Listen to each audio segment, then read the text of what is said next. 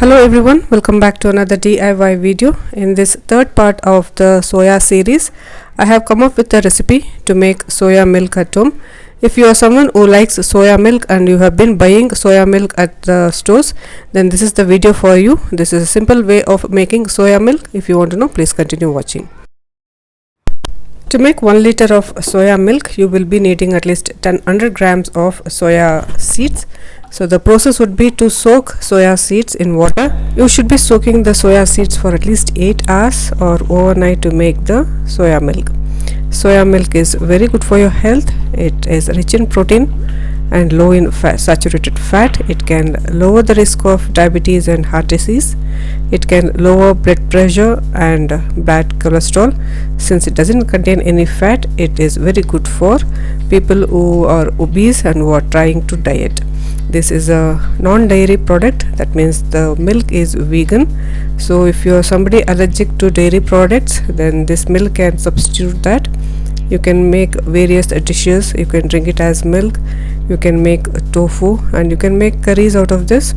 And you can also mix it with your wheat flour, make a dough and make chapatis or rotis, and you can consume the protein. If somebody who wants to eat more protein for their health, then this is the best substitute if you are not consuming non-veg, etc.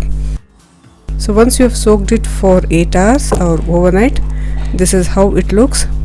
The seeds have soaked up enough water and it has become thick. As you can see, the top layer of water has some froth. That means it has soaked well. So you need to wash off all that froth until the water comes out clean and the seeds are ready to be made into milk. So once you squeeze it and you can make out that the seeds are soft, it can be squeezed in between your fingers only.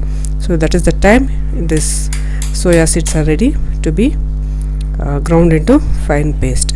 So to make the milk, I have taken a mixer jar and I'm going to add all the soaked up soya seeds and I'm going to grind it into fine paste.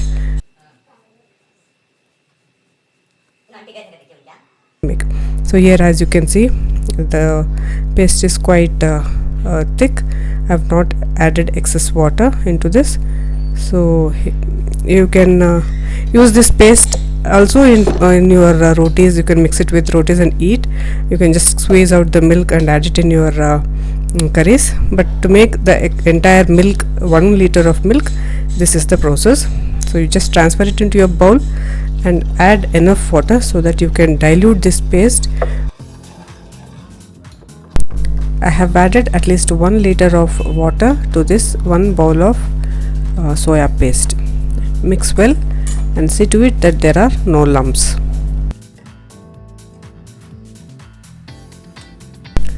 Remove the froth which is formed on top layer of this milk.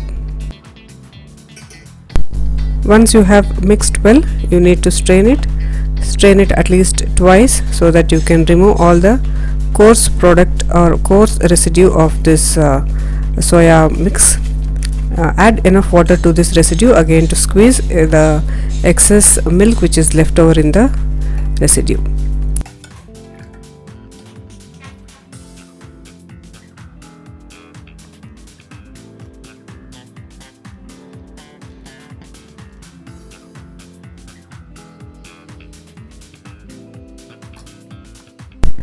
Squeeze out all the remaining extract from the pulp, and if you need to strain it again, use a clean cloth so that even the minute particle or minute residue is removed. As you can see, through the cloth I can squeeze out remaining thick residue of this soya.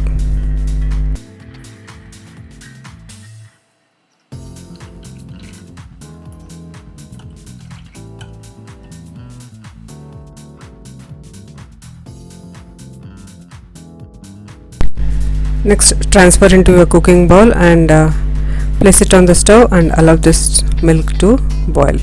If you find excess froth coming up, then you can remove that also.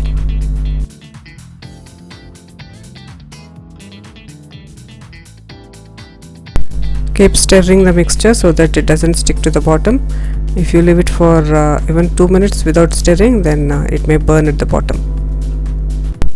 As you can see, there is little bit of froth which is collected, and I'm going to remove that also.